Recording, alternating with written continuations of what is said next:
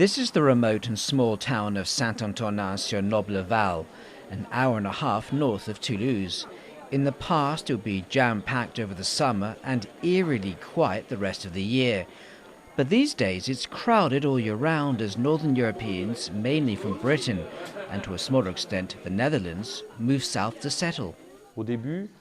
At first, it was retired people who came here and restored homes they bought. But in the last decade, it's mainly younger people who move here, often with children, and live here permanently, and send their kids to the local schools. Kettle's boiled. What would you like?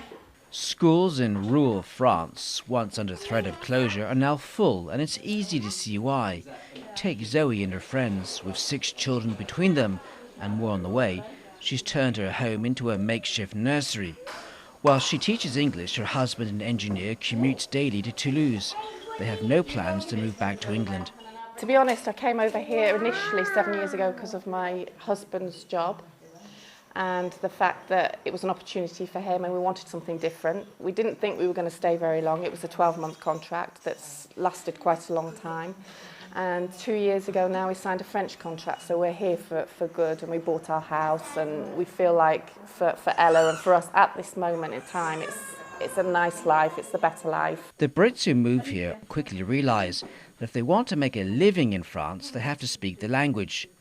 2 times a week, this group meet up to learn how to speak and write in French. It's not easy, but with unemployment high in the French countryside, without speaking French, their chances of finding work and fitting in the local community are low. It's difficult because they speak a different language. There's lots of bureaucracy that's different to English.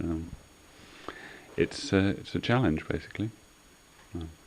The huge influx of retired British couples, often with more money than their new neighbours, pushed up house prices, causing some resentment, especially as they also made little attempt to integrate.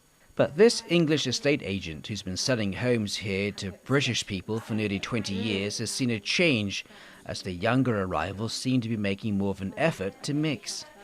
I'd say that the younger buyers definitely integrate and are popular generally in the village and learn to speak French, and some of the older people are more segregated.